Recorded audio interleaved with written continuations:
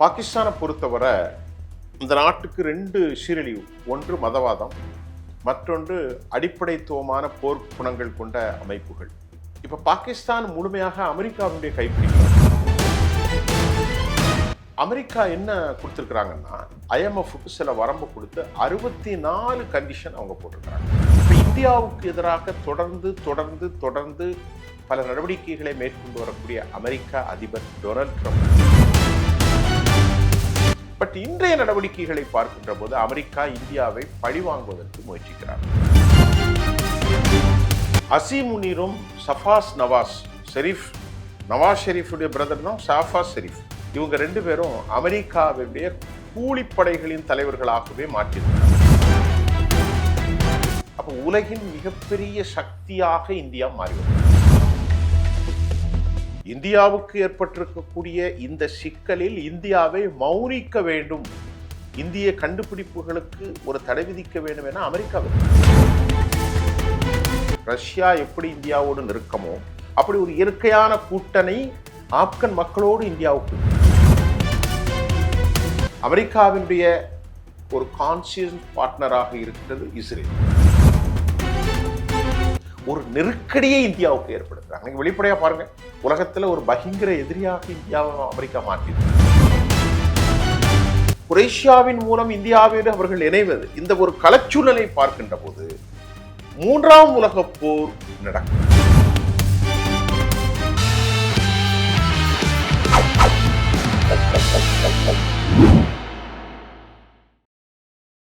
GeM TV நேயர்கள் அனைவருக்கும் வணக்கம். நான் உங்கள் விஜய் பிலால். இன்னைக்கு அரசியல் ஆடுகளம் நிகழ்ச்சியில் நம்மளோட இருந்திருக்காரு மூத்த பத்திரிகையாளர் திரு சுஃபியான் சார் அவர்கள் இருந்திருக்காரு.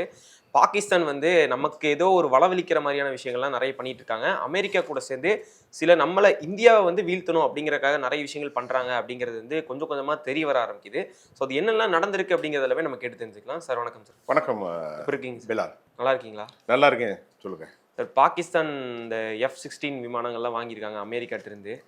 என்ன ரீசனுக்காக இருக்கும்னு நீங்க நினைக்கிறீங்க? ஆக்சுவலி இப்போ பாகிஸ்தானுடைய இப்போ நம்முடைய தமிழ்நாட்டுடைய யூடியூப் காணொலியில் ஏராளமான வெளி உலக செய்திகளை ஜெம் தொலைக்காட்சி தான் வரலாற்றில் முதல்ல பதிவு செஞ்சுருக்கிறது. யூடியூப் புரட்சியில் தமிழ் சேனல்களில் ரொம்ப அதிகமாக அயலக செய்திகளை தமிழில் கொடுக்குறது. அந்த அடிப்படையில் நம்ம கஸாவுடைய செய்திகள் கிட்டத்தட்ட ஆயிரக்கணக்கில் கொடுத்தோம். இது இப்போது போர் மையப்படுத்தப்பட்டாலும் இன்றைக்கு நீங்கள் இப்போ கேட்குறது பாகிஸ்தானை பற்றி கேட்குறீங்க. பாகிஸ்தானை பொறுத்தவரை இந்த நாட்டுக்கு ரெண்டு சீரழிவு, ஒன்று மதவாதம், மற்றொன்று அடிப்படைத்துவமான போர் குணங்கள் கொண்ட அமைப்புகள். இப்போ பாகிஸ்தான் முழுமையாக அமெரிக்காவினுடைய கைப்பிடிக்கல வந்துட்டாங்க.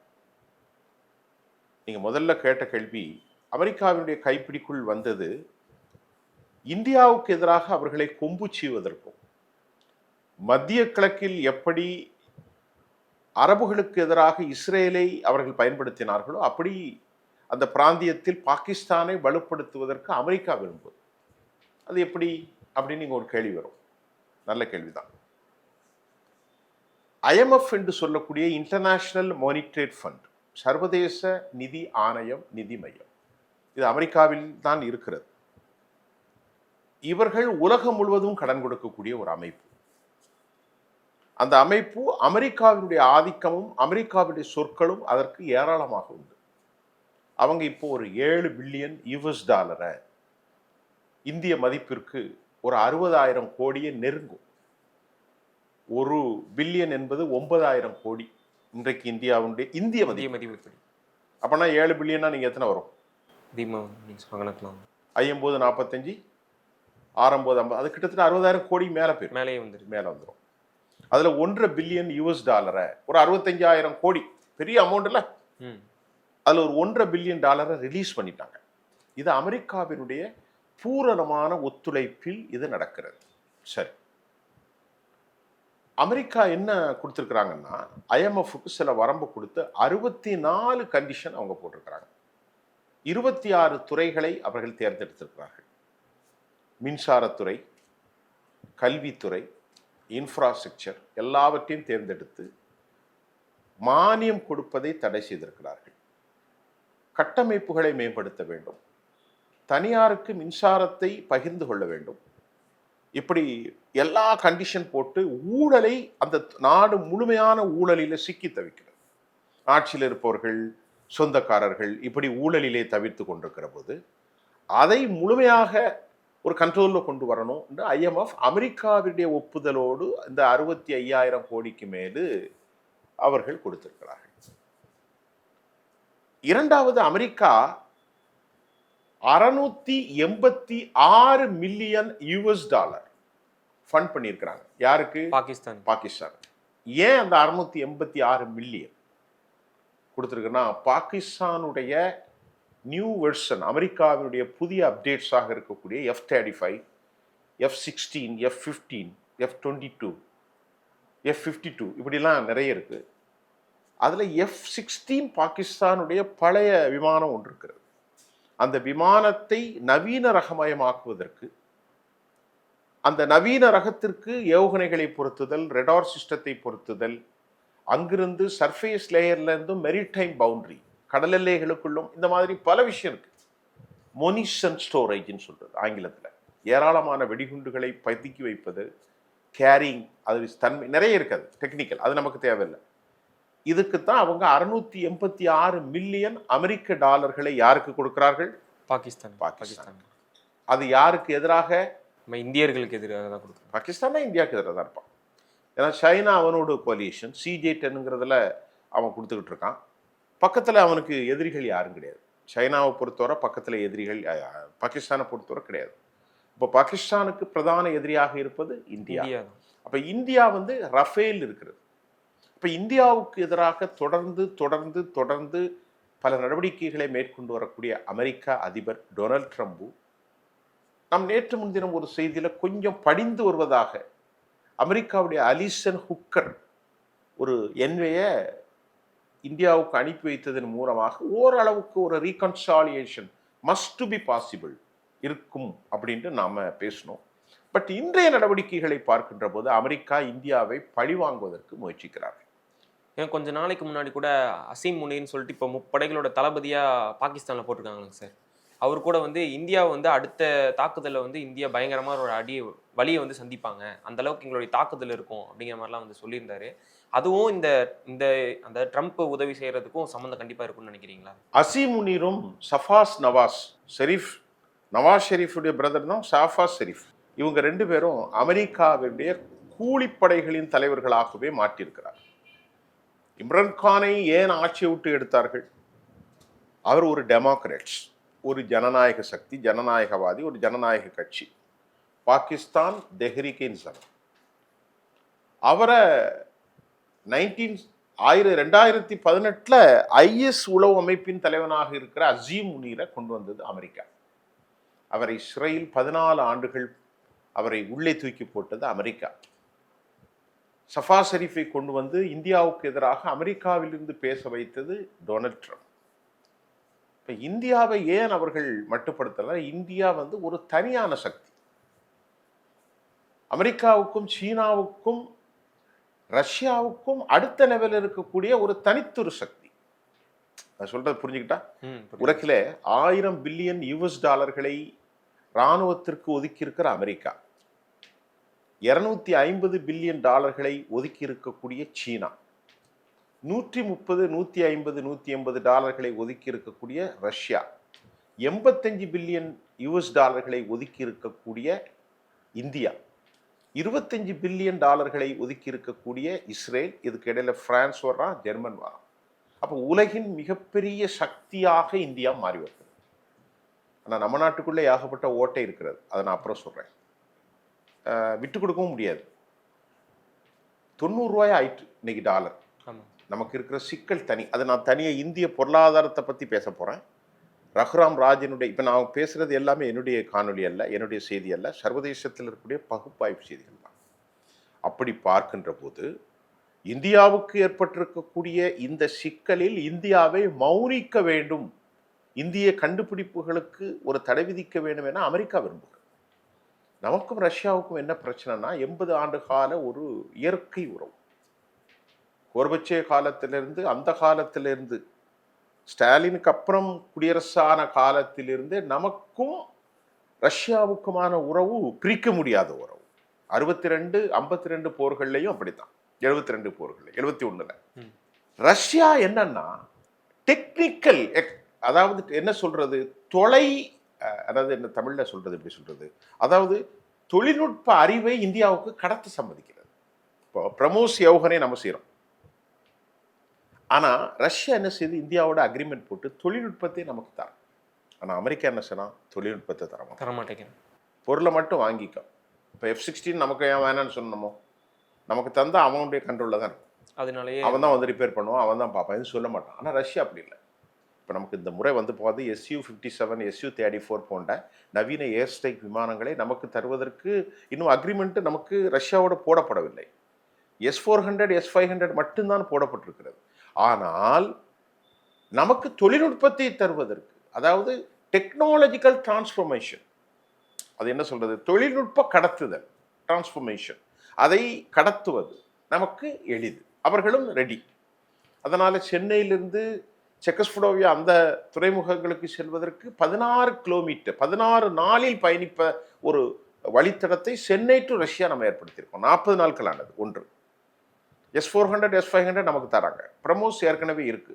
Su-57 அடுத்து வரப்போகுது. MK தேஜாஸ் உற்பத்திக்கு அவங்க நல்லா உதவி செய்ய போறாங்க. ஏற்கனவே நம்மள்ட்ட அக்னி இருக்கு, ஹோலிஸ்டிக்ஸ் எல்லாமே ஹேவ் அ ஹோலிஸ்டிக்ஸ் பெர்ஃபார்ம், எல்லாமே முழுமையடைந்த நிலையில தான் இருக்கு. அது மாதிரி கல்பாக்கத்துக்கு நமக்கு அவங்க உதவி செஞ்சுருக்கிறாங்க. அது மாதிரி 2 அணு உலைகள் 2000 மெகாவாட்டாக இருந்தது, இப்போ 6000 வரைக்கும் டார்கெட் இருக்கு. அமெரிக்கா என்ன நினைக்கிறதுனா, என்னடா ஒரு பெரிய பிரச்சனை ஆகுத, எல்லாவற்றுக்கும் நம்மளை மதிக்கலையே, ஏன்னா எது பண்ணாலும் ரஷ்யா கூடவே நம்ம ஒரு ஜாயினாகவே இருக்கோம், என்ன பண்ணாலும் நம்ம அது சொல்கிறத கேட்க மாட்டேங்கிறோம் அப்படிங்கிற ஒரு இது வந்து இருக்குது அமெரிக்காவுக்கு. அதனால தான் வந்து இப்போ பாகிஸ்தானுக்கு வேணும்னே வந்து ஹெல்ப் பண்ணுறது. ஏன்னா இப்போ புதின் இந்த ரீசெண்டாக நம்ம இந்தியா வந்து வந்து அவருக்கு பிடிக்கல, அதனால தான் வந்து இப்போ இந்த விமானங்களாக தராரு அப்படிங்கிற ஒரு பேச்சுவார்த்தை இருக்குது. இல்லை, அது 100% உண்மைதான். நீங்கள் சொல்கிறதுல எந்த டவுட்டும் இல்லை. ஏன்னா அவங்க நமக்கு ப்ரெஷர் கொடுத்தாங்க, நாம் அந்த ப்ரெஷரை அக்செப்ட் பண்ணலை. அமெரிக்காவுடைய மைக் ரூபின் முன்னாள் பென்டகன் செயலாளர், நான் சொல்லியிருக்கேன் உங்கள்கிட்ட, அதை சொல்லலை, இப்போ தான் சொல்கிறேன். மேரி மில்டன் 2 பேர் என்ன சொன்னாங்கன்னா, முட்டாள்தனமான நடவடிக்கை, நீங்கள் துருக்கி கூட போய் சேர்ந்து கொண்டு பாகிஸ்தானோடு சேர்ந்து கொண்டு இந்திய உறவை மட்டுப்படுத்தாதீங்க, அது பெரிய ஆபத்து. இந்தியா பெரிய நாடு, பெரிய சக்தி, ஒரு consuming platform, multiple technologist, service ஓரியன்டாக அமெரிக்காவுக்கு அதிகமான ஒரு வளத்தையும் ஞானத்தையும் தருவது இந்தியா. இந்திய டாக்டர்ஸ், இந்திய செவிலியர்கள், இந்திய வர்த்தகர்கள், இந்தியாவுடைய டூரிஸ்ட், இந்தியாவுடைய சர்வீஸ் ஓரியன்ட் ஐடி செக்டர் எல்லாமே நீங்கள் அப்படி போடக்கூடாது. இப்போ அதோட லூசியானா மாவட்டத்தினுடைய ரைஸ் ப்ரொடக்ஷனுடைய கேப்டன் ஹெட்டாக இருக்கக்கூடிய கெனடியை அறிவித்தார். பெசன்ஸையும் கூப்பிட்டார். ஹி இன்வைட், என்ன கூப்பிட்டாங்க, இந்த அரிசிலாம் இந்தியாவிலேருந்து அதிகமாக வர்றதை தடவை போடு, டேக்ஸ் அதிகரி. அப்போ வேண்டுமென்றே deliberately he made wrong, he intelligent wrong. அவர்கள் இந்தியாவுக்கு எதிராக அனைத்து தவறான செய்திகளையும் செய்கிறார்கள். அதற்கு காரணம் ரஷ்யாவை இவர்கள் பின்பற்றுகிறார்கள். விழாக்கோளம் பூண்டது 2 நாள் 2.5 நாள் வந்து கால் மதித்த நாளிலிருந்து, மோடி வரவேற்ற நாளிலிருந்து. மோடிக்கும் நமக்கும் அரசியல் ரீதியாக பல பரிவர்த்தனைகள் இந்தியாவுக்குள் உண்டு. ஆனால் வெளிநாடு என்று வந்தால் இந்தியர்கள் அனைவரும் ஒன்றுதான். மோடியின் பின் தான் நின்று ஆக வேண்டும், வேற வழி கிடையாது. அவர் தான் நம்முடைய பிரைம் மினிஸ்டர், அவர் எடுக்கிற முடிவு தான் நம்முடைய முடிவாக இருக்கணும். அப்படி இந்தியா வந்து எடுக்கிற எல்லாவற்றுக்கும் நம்முடைய எதிர்கட்சிகளும் கோஆப்ரேட்டாக தான் இருந்தாங்க. நம்முடைய நாட்டுடைய தேச பாதுகாப்பு அதெல்லாம் ரொம்ப முக்கியமானது. அப்போ அந்த செய்தி ரஷ்யாவுக்கு இந்தியா நட்பு பாகிஸ்தானுக்கும் நல்ல செய்தி இல்லை, அந்த நட்பு சீனாவுக்கும் நல்ல செய்தி இல்லை. ஆனால் சீனா மோத முடியாது, ஏன்னா நம்ம பிரிக்ஸ் கூட்டமைப்பில் இருக்கோம். அமெரிக்கா என்ன செய்கிறார்கள், இப்போ இதற்கு தாதாவாக ஒருத்தனை உருவாக்குவதற்குத்தான் இன்றைக்கு 7 பில்லியன் கடன் பெற்றும் சீனாவோடு அதிக கடன், உலகில் அதிக கடன் பெற்றிருக்கிறான். அவனை இப்போ சொல்லி ஊழலை மட்டுப்படுத்தி, நீ ஒழுங்காவா, உனக்கு நான் எல்லா உதவியும் செய்கிறேன், ஆனால் என் கூட இருக்கணும், என் கூட இருந்தால் தான் இந்தியாவை கட்டுப்படுத்த முடியும், நீ என் கூட இருந்தால் தான் ஆப்கானிஸ்தானை கட்டுக்குள் கொண்டு வர முடியும்.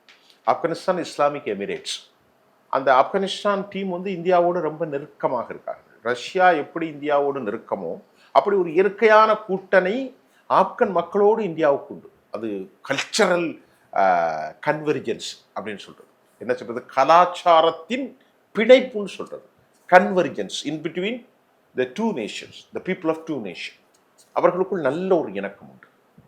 அப்போ அதை செக் அண்ட் பேலன்ஸ் வைக்கணும். யாரை? ஆப்கானை. இந்தியாவுக்கு செக் அண்ட் பேலன்ஸ். அப்போ அதுக்கு யாரு தேவை? பாகிஸ்தான். அதுதான் இப்போ நடக்குது.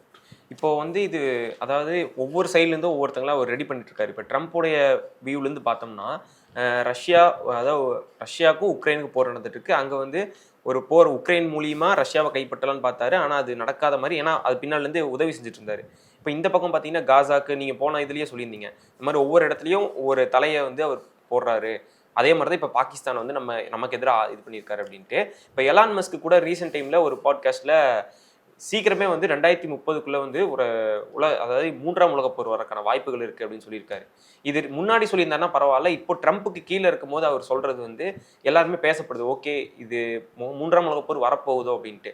மேபி வந்தால் அது அமெரிக்கா சார்ந்த நாடுகளுக்கும் அப்புறம் ரஷ்யாவை சார்ந்த நாடுகளுக்குமா இருக்குமா அப்படிங்கிற ஒரு கேள்வி இருக்கு. இந்த கேள்விக்கு வந்து ஒரு வைஸ் ஞான புத்தியோடு சிந்திக்கும். அது வந்து இன்எவிட்டபிள், தவிர்க்க முடியாத ஒரு களச்சூழலை ஏற்படுத்தியிருக்கு. நான் எப்படி பார்க்குறேன்னா, இந்த கோலியேஷன்ஸ், இந்த crack, the confabulation, the conflicts in between US versus Arabs, US along with very strong partner Israel, அமெரிக்காவினுடைய ஒரு கான்சியஸ் பார்ட்னராக இருக்கிறது இஸ்ரேல். இந்த நாடுகளில் அனைத்திலும் தற்போது ஒரு கொதிநிலையை காண முடிகிறது. ஈரான், அமெரிக்கா, இஸ்ரேல் போர், ஹிஸ்புல்லா பிராக்சியை இப்பொழுது அவர்கள் சரி செய்கிறார்கள். ஹமாஸோடு முரண், ஹவுதிகளோடு முரண். Saudi Arabia, United Arab Emirates, துருக்கி, கத்தர், ஈஜிப்ட் எல்லா நாடுகளும் அந்த கலாச்சார பின்னணியோடு யூதர்களை எதிர்க்கிறார்கள். அதற்கு மிக முக்கியமாக அல் அக்ஸா மசூதியை சொல்லலாம். பைத்துல் ஹரம், பைத்துல் நபவி, அல் அக்ஸா, இந்த மூன்றும் இஸ்லாமியர்களுக்கு புனித தலம். அதை ஆக்குப்பை பண்றதுக்கு 5000 செட்டிலர்ஸ் அவங்க உள்ள கொண்டு வைக்கிறாங்க. வெரி ஃபோர்ஸபிளி அவங்க வந்து பீப்புள்ஸ் மக்களை எவாக்குவேட் பண்றாங்க. செட்டிலர்ஸினுடைய குடியேற்றத்தை அதிகரிக்கிறார்கள். அப்ப இதெல்லாம் அமெரிக்கா, யூரோப் நாடுகளிடத்தில் ஏற்படுகிற ஒரு திட்டத்தின் விளைவாகத்தான் அமெரிக்கா pro Americans, Russia pro Russia. இப்ப இந்த சூழல் இப்போ ஆரம்பிச்சிட்டு, ரஷ்யாவுக்கு அதிக உதவிகளை செய்வது ட்ரோன்களை, ஷாஹின் 131. உக்ரைன் போரில் அதிகமாக கொடுத்தது ஈரான் தான். ஈரானுக்கும் ரஷ்யாவுக்கும் இடையிலே மசூத் பெசஸ்கியானின் மூலம் 20 ஆண்டுகள் இந்த coalition agreement in between two nation. அப்படி பார்க்கின்ற போது அமெரிக்கா பின்னால் இருக்கும் படைகள், ரஷ்ய பின்னால் இருக்கும் படைகள், ஏற்கனவே ரஷ்யாவின் நட்புறவாக வடகொரியா, ரஷ்யாவின் நட்புறவாக ஈரான், ரஷ்யாவின் தீவிர நட்புறமாக சீனா. அப்ப இப்படி ஒரு பாண்டு உருவாகிற போது பிரிக்ஸ் கூட்டமைப்பில் இந்தியா, சீனா, ரஷ்யா, சவுத் ஆப்பிரிக்கா போன்ற நாடுகள் மையம் கொண்டிருப்பது, குரேஷியாவின் மூலம் இந்தியாவோடு அவர்கள் இணைவது, இந்த ஒரு களச்சூழலை பார்க்கின்ற போது 3ஆம் உலகப் போர் நடக்கும். That could happen today or tomorrow, day after tomorrow. I don't have any exact perception. When will you happen? No. ஆனால் இந்த போர் எங்கிருந்து ஆரம்பிக்கும், எப்பொழுது ஆரம்பிக்கும் தெரியாது. அது ஆரம்பிப்பது மத்திய கிழக்கிலிருந்து தான் ஆரம்பிக்க வேண்டும். அப்படிதான் நான் பார்க்கிறேன். மத்திய கிழக்கிலிருந்து ஈரானை தாக்குவதற்கு அவர்கள் தொடர்ந்து செயல்பட்டு கொண்டிருக்கிறார்கள். ஈரானுடைய அணு ஆயுத மையங்கள் 3 நிலைகளை அவர்கள் தாக்கினார்கள். 3லும் அவர்கள் தோல்வி கண்டார்கள். ஈரான் இப்பொழுது 456 கிராம், 400 கிலோகிராம், கிட்டத்தட்ட 1/2 டன்னுக்கு மேல என்ரி செய்யப்பட்ட அணு ஸ்டாக் பைல்ஸ், அணு இதை வைத்திருக்கிறார்கள். அவர்கள் சயின்டிஸ்ட கொண்டாலும் கூட அங்க இருக்கக்கூடிய பொறியாளர்கள் 10 பாம்பை செஞ்சு போடுவாங்க. ஆனால் 90க்கு மேற்பட்ட பாம்களை ஏற்கனவே ரகசியமாக செய்து வைத்திருக்கிறார்கள் என்பதை ஈரான் உலகத்துக்கு சொல்லிக்கிட்டே இருக்கு, இஸ்ரேல. அப்படி இருக்கும்போது நீங்க பாருங்க, அமெரிக்கா வெர்சஸ் ஈரான், அமெரிக்காவுக்கும் ரஷ்யாவுக்கும் இடையில் பிரச்சனை, அமெரிக்காவுக்கும் மற்ற நாடுகளுக்கும் பிரச்சனை. இது ஒரு கொதிநிலையிலே சென்று ஹெக்டிக்ஸ் மூவ்மெண்ட் இஸ் கோயிங் ஆன். இது அடுத்த போராக நடைபெறாது என்று சொல்வதற்கு எந்த ஆதாரமும் இல்லை. அதைத்தான் நீங்க சொன்ன கேள்விக்கு பதில். சார், இப்போ அமெரிக்கா மட்டும் இல்லாம மெக்சிகோவும் நம்ம மேல வந்து ஒரு டாக்ஸ் இது வந்து போட்டிருக்காங்க. அமெரிக்கா மாதிரியே 50% டாக்ஸ் வந்து இப்போ நம்ம மேல போட்டிருக்காங்க. இது என்ன ரீசனா இருக்கு? அமெரிக்காவோட தூண்டுதலா இல்ல அவங்களா வேற ஒரு ரீசனுக்காக தான் போட்டிருக்காங்கன்னு நினைக்கிறீங்களா? இது எனக்கு நீங்க கேட்ட கேள்விக்கு வந்து எனக்கு அதை பற்றியாக ஒரு கிளியர் பெர்செப்ஷன் கிடைக்கல. ஆனாலும் ஓரளவு சொல்லலாம். மெக்சிகோ வந்து அமெரிக்காவுடைய எல்லையை பகிர்ந்து கொண்டிருக்கக்கூடிய ஒரு பகுதி. ஏராளமான மெக்சிகன்ஸ் எல்லையை தாண்டி தான் இப்போ இந்தியாவிலிருந்து பஞ்சாபிலிருந்து செல்லக்கூடியவர்கள்லாம் மெக்சிகன்ல போய் லேண்டாகி அங்கிருந்து தான் உள்ளே கடத்துகிறார்கள். அந்த எல்லையெல்லாம் நான் பார்த்துருக்கேன். ஏற்கனவே நிறைய மேகசின்ஸ் கூட நம்ம பார்த்துருக்கோம். மெக்சிகன்ஸுக்கும் அமெரிக்காவுக்கும் இடையிலே சில கோபதாபங்கள் உண்டு. ஆனால் அதை தாண்டி இந்தியாவுக்கு அவன் ஏன் 50% போடுறான்? இது வட அமெரிக்க நாடுகள், தென் அமெரிக்க நாடுகள் என்று இருந்தாலும் அங்கிருந்து இந்தியாவுக்கு அவர்கள் போடுவது ஏதோ ஒரு விதத்தில் இன்ஃப்ளூயன்ஸ்ன்னு சொல்ற மாதிரி அமெரிக்காவின் இன்ஃப்ளூயன்ஸ் இருக்கலாம் என்று நம்புவதற்கு வாய்ப்பு இருக்கு. நான் ஏற்கனவே சொன்ன மாதிரி என்கிட்ட தரவு இல்லை. நான் எப்பவுமே பொய் சொல்லி பேசி பழக்கம் இல்லை, தரவோட தான் பேசுவேன். ஆனால் அமெரிக்கா உக்ரைன் போரை காரணம் காட்டி அவனுடைய நேட்டோ நாடுகளின் பார்ட்னர்ஷிப்கள்கிட்ட தனக்கு இருக்கக்கூடிய அந்த பர்சனல் அதிகாரத்தை பயன்படுத்தி இன்ஃப்ளூயன்ஸ் பயன்படுத்தி தடை செய்வதற்கு யூரோப்பிய நாடுகளிடத்திலும் முயற்சி எடுத்தார். இட்ஸ் அ ஓப்பன் சீக்ரெட், வெளிப்படையான ரகசியம். இந்தியாவுக்கு எல்லாரும் தடை போடுங்கப்பா, அவன் மனித விரோதமான செயல்களை செஞ்சுக்கிட்டு இருக்கான். ரஷ்யாவுக்கிட்ட போய் ஆயுதங்களை இது குரூட் ஆயிலை பர்ச்சேஸ் பண்ணுறான். இந்தியா வந்து ஏராளமான பணங்களை ரஷ்யாவுக்கு கொடுக்குது. அதனால ரஷ்யா என்ன பண்ணுறான், இந்த ஃபண்டை எடுத்து நிறைய பிரேசில் கொடுக்குறாங்க. எல்லாருமே அங்கே ஆயுதங்கள் இதை சீனா வாங்கிட்டு இருக்கு. இதனால தான் அவன் போர் தொடர்ந்து வலிமையாக நடத்துவதற்கும் யூரோப்புக்கு எதிராக நடப்பதற்கும் ஒரு களத்தை இந்தியாவை ஆரம்பித்து கொடுத்துருக்கு அப்படின்னு சொல்லி ஒரு bird name has been created, அவர்களால் உருவாக்கப்பட்டது. ஆனால் அந்த யூரோப்பிய நாடும் அமெரிக்காவினுடைய சொல்லை கேட்கவில்லை. நம்மோடு அவர்களுக்கான உறவுகள் இருக்கிறது. இப்போ அமெரிக்காவோடு நாம் இழந்திருக்கக்கூடிய நஷ்டம் 4.5 லட்சம் 5 லட்சம் கோடி. திருப்பூர், நான் ஏற்கனவே சொல்லினா நம்ம தெரியல, திருப்பூர், ஈரோடு, கோவை, சூரத், அலகாபாத், ஃபார்மசிட்டிக்கல், வந்து இங்கே டெக்ஸ்டைல்ஸ், அது மட்டும் இல்லாமல் cellphone, electronics, medicine, etcetera etcetera, rice வரைக்கும். அப்போ இந்திய பொருளாதாரத்தை நசுக்குவதற்கு நாம் வேற ஒரு as going to search another find next market, another market. நம்ம வந்து அடுத்த ஒரு மார்க்கெட்டை வந்து தேட வேண்டிய கலச்சூழ்நிலையில் இருக்கிறோம். இன்றைக்கு நம்முடைய வியாபாரி சமூகம், உற்பத்தியாளர்கள்லாம் பெரிய அளவில் பாதிக்கப்பட்டிருக்கிறாங்க.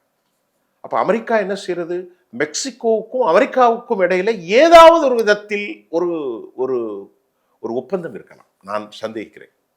அவன் இந்தியாவை டார்கெட் பண்றதுக்கு நமக்கும் மெக்சிகோவுக்கும் எந்த விதமான பெரிய அக்ரிமெண்ட்டும் கிடையாது. பிரேசில் சொன்னா கூட பரவாயில்ல. அப்படி இருக்கும்போது ஏன் மெக்சிகோ போட்டது? அப்படி என்றால் அமெரிக்கா தன்னுடைய ப்ரோ ஆக்டிவிட்டீஸாக மெக்சிகோவுக்கு சில சலுகைகளை கொடுத்து ஒரு நெருக்கடியை இந்தியாவுக்கு ஏற்படுத்துறாங்க. நீங்கள் வெளிப்படையாக பாருங்க, உலகத்தில் ஒரு பயங்கர எதிரியாக இந்தியாவை அமெரிக்கா மாற்றி இருக்கிறது. என்ன கேட்டால் 3 எதிரிகள் அவங்க சொல்றாங்க, 4 எதிரிகளாக. முதல்ல 3 தான் இருந்தாங்க, 4. ஈரான், 2 வந்து ரஷ்யா, ஏற்கனவே ரஷ்யா, ஈரான், வடகொரியா, சீனா. இப்பொழுது இந்தியாவும் அந்த லிஸ்ட்ல அமெரிக்கா சேர்த்திருக்கிறான். அமெரிக்கா சேர்த்ததுன்னா டொனால்ட் ட்ரம்ப் சேர்த்திருக்காரு. இன்னும் 4 வருஷம் 3 வருஷம் கழிச்சு மாறும். டொனால்ட் ட்ரம்ப் தொடர்ந்து இருக்க போறது இல்லையே. அடுத்து டெமோக்ராட்ஸ் வந்துன்னா ஜோ பிடன் இல்லாம கமலா ஹாரிஸ் வந்தால், அது மாதிரி வேற ஆட்கள் வந்தால் மாறும் நிலைமை. டொனால்ட் ட்ரம்ப்புக்கு வந்து கெட்டிங், அவர் வந்து தொடர்ந்து பின்னடைவை தான் இருக்கிறார். அந்த லூசியானா மாநில கவர்னரை அழைத்து கூட இந்தியாவுக்கு அரிசிக்கு டாக்ஸ் போடுன்னு சொல்றாரு. ஆனால் அமெரிக்காவுடைய டிசன்ட் வாய்ஸ், மாற்று கருத்து என்ன வருது, இந்தியாவோட நீங்க நட்புறவை பேணுங்கள் என்று தானே வருகிறது. அதனால இந்தியாவை பகைத்து கொண்டு அவர்களால் இருக்க முடியாது. எனக்கு ஒரே ஒரு விஷயம் நான் பகிர்ந்து கொள்வது, இந்தியாவுக்கு இவ்வளவு அழுத்தம் அமெரிக்கா கொடுப்பது, அவன் நாட்டில் இருக்கிற ஏக்கர், இப்போ நம்ம நாட்டில் 1/2 ஏக்கர் தான் ஒரு விவசாயிட்ட இருக்கும். அமெரிக்காவில் ஒருத்தன்ட்டு 100 ஏக்கர் இருக்கும். அமெரிக்காவை பற்றி தெரிஞ்சவங்களுக்கு தெரியும். டெக்ஸஸ்லாம் என்னுடைய ஃபேமிலியில் நிறைய பேர் அமெரிக்காவில் இருக்காங்க. 100 ஏக்கர் 200 ஏக்கர் 300 ஏக்கர்லாம் இருக்குமா கருத்து. எல்லாருக்குமே இப்போ நம்ம நாட்டோட 3 மடங்கு நிலங்கள் கூட, மக்கள் தொகை 3 மடங்கு கூட. நம்ம 150 கோடி, அமெரிக்காவுடைய பாப்புலேஷன் 30 கோடி தான். அதனால் நம்ம நம்ம இதில் வந்து எவ்வளோ இருக்கு, ஒரு 10 சென்ட் 50 சென்ட் 20 சென்ட்ல விவசாயம் பண்ணுவோம். சிலவங்கள்ட்ட 1/2 ஏக்கர் இருக்கும். அதில் கிடைக்கக்கூடிய பால், அதில் கிடைக்கக்கூடிய முருங்கை, அதில் கிடைக்கக்கூடிய சில செடிகள் மூலம் தான் நம்ம விவசாயி 70 கோடி பேர் சாப்பிட்றோம். அமெரிக்கா சொல்கிறான், என் நாட்டில் உற்பத்தி ஆகிற சோயா, என் நாட்டில் உற்பத்தி மாடிஃபைட் ஷீட்டு, என் நாட்டில் உற்பத்தி ஆகிற டைரி ஃபார்ம்ஸ் எல்லாம் உன் நாட்டில் கொடுக்குற அனுமதி கொடுக்குறான். இந்தியா எப்படி கொடுப்பான்? நம்ம நாட்டுடைய அடிப்படை விவசாயம். அந்த விவசாயத்தை வச்சு தான் பாவம் ஒரு 1/2 லிட்டர் 1/4 லிட்டர் பாலை நம்ம கறந்து விடோக்கள் கூட இன்னைக்கு உணவாள் நம்முடைய உயிர்களை காத்துக்கொள்கிறோம். அதை அழிப்பதற்கு அமெரிக்கா முயற்சிக்கிறார். ஒரு முறை அமெரிக்காவுடைய மாடிஃபைட் சீடை நம்ம நாட்டில் வாங்கி விதைச்சிட்டோம்னா சோழி முடிக்குது. அந்த நிலம் பண்படாது. எந்த காலம் அமெரிக்காவோட தான் பெஸ்டிசைடு வாங்கணும், அமெரிக்காவோட தான் ஃபெர்டிலைசர் வாங்கணும். இதெல்லாம் நமக்கு எந்த நாலேஜுமே கிடையாது. நம்ம மக்களுக்கு அதை பற்றிலாம் கவலைப்பட மாட்டாங்க. ஆகவே தான் இன்றைக்கு இதுதான் உலக சூழ்நிலை. இந்தியா இதை எப்படி ஹேண்டில் பண்ண போறாங்க அதுதான் நம்ம பொறுத்து தான் பார்க்கணும். ஏன்னா இப்போ வரையும் தெரியுது, இப்போ ஒரு 3ஆம் உலகப் போர் நம்ம வாழ்ந்துட்டு இருக்க காலத்துல தான் வரப்போகுது அப்படிங்கிறது தெரிய வந்துருச்சு. நிறைய தகவல்களை எனக்கும் தெரியும், நிறைய தகவல்களை வந்து பகிர்ந்துக்கிட்டீங்க சார். ரொம்ப நன்றி.